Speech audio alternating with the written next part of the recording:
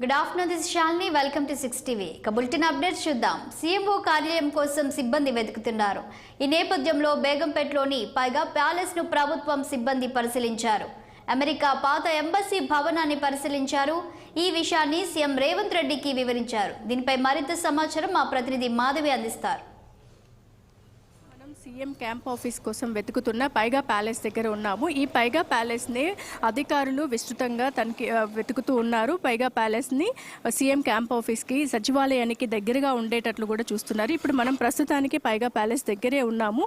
ఇది దాదాపుగా ఇంతకు ముందు అమెరికా కాన్సులేషన్ కార్యాలయంగా ఉండేది. 15 ఏళ్ల క్రితము రాజశేఖర్ రెడ్డి దీనిని అమెరికాకి చెందిన కాన్సులేట్కి కార్యాలయానికి అప్పగించడం జరిగింది. దాని తర్వాత ఇప్పుడు దాన్ని గత సంవత్సరము దీన్ని హెచ్ఎండిఏకి కూడా అప్పగించడం జరిగింది. ఇప్పుడు అధికారులు దీన్ని సమీక్షిస్తున్నారు. ఇది దాదాపు 4 ఎకరాలకు సంబంధించిన ఈ ప్రాపర్టీని ఎంతో విశాలంగా కూడా ఉంది. ఇక్కడ ఆ విశాలమైన ఈ ప్రదేశాన్ని సీఎం క్యాంప్ ఆఫీస్గా వీరు తీర్చిదిద్దడానికి ప్రయత్నిస్తూ ఉన్నారు. అలాగే దీనిని 6వ నిజాం పాలనలోని 1900 సంవత్సరంలో దీనిని నిర్మించడం జరిగింది. ఎంతో భారీ మినిస్టర్ రోడ్ నుంచి ట్యాంక్ బండ్ మీదుగా లేదంటే మినిస్టర్ రోడ్డు నుంచి నెక్లెస్ రోడ్ ఎన్టీఆర్ మార్గు మీదుగా సులువుగా చేరవచ్చని ట్రాఫిక్ సమస్యలు కూడా ఉండవని చెప్పేసి అధికారులు నిర్ణయించినట్లు కూడా తెలుస్తుంది.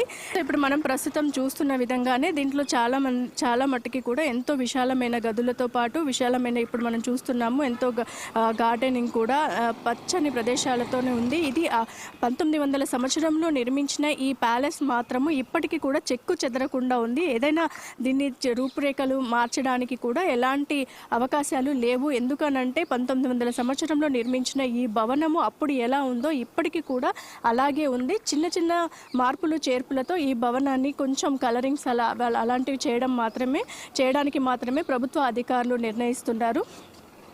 చూస్తున్నారు.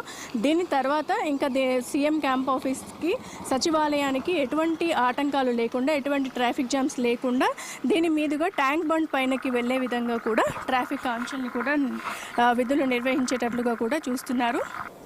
నిజాం మీర్ మెహబూబ్ అలీ ఖాన్ దగ్గర ప్రధానిగా పనిచేసిన నవాబ్ మికారుల్ ఉమ్రా 1900 సంవత్సరంలో దీన్ని నిర్మించారు. ఆయనది పైగా వంశం కావడంతో దీనికి పైగా ప్యాలెస్ అని చెప్పి కూడా పెట్టడం జరిగింది.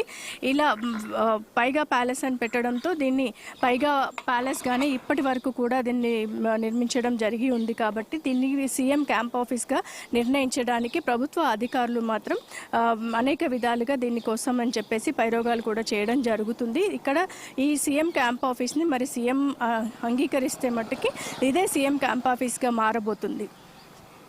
అమెరికా పాత ఎంబసీ భవనం వీసా జారీ చేసే భవనంగా కూడా ఉన్నటువంటి ఈ భవన ప్రాంతం చాలా విశాలంగా మొత్తం 6 ఎకరాల్లో ఉంది.